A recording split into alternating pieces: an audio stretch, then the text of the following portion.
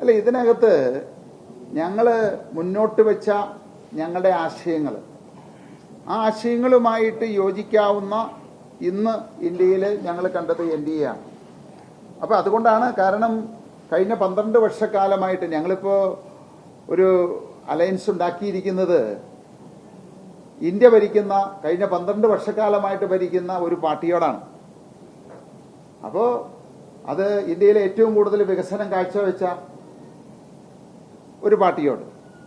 അപ്പോൾ അത് മനസ്സിലാക്കിയത് കൊണ്ടാണ് ഞങ്ങൾ NDA ആണ് ഞങ്ങളുടെ കാഴ്ചപ്പാടുകളും ഈ കേരളത്തിന്റെ വികസനവും ഉറപ്പുവരുത്താനായിട്ട് ഏറ്റവും നല്ല ഒരു മുന്നണി എന്ന് മനസ്സിലാക്കിയത് കൊണ്ടാണ് ഞങ്ങൾ അതിൽ ചേരാനായിട്ടുള്ള തീരുമാനമെടുത്തത്.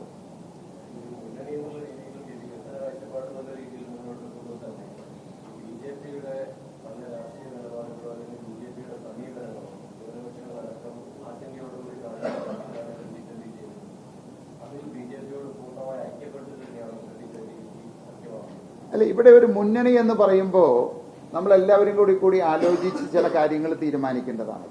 ഇത് BJPയുടെ വ്യക്തിപരമായിട്ടുള്ള, അല്ലെങ്കിൽ BJP ഒരു പാർട്ടിയായിട്ടല്ല ഇതിനെ കാണേണ്ടത്.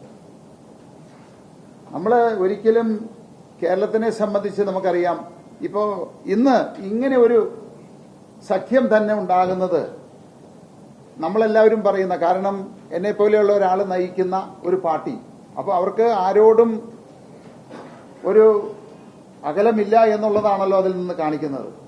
അല്ലെങ്കിൽ എങ്ങനെ ഈ സഖ്യം ഉണ്ടായത് തന്നെ അതിനൊരു തെളിവാണത്. അപ്പോൾ എല്ലാ ആളുകളെയും ഒരുപോലെ കാണുന്ന ഒരു പ്രസ്ഥാനമായതുകൊണ്ടാണ് ഇന്ന് ഇവിടെ ഇതുപോലെ ഒരു സഖ്യത്തിന് തീരുമാനമെടുക്കേണ്ടി വന്നത്.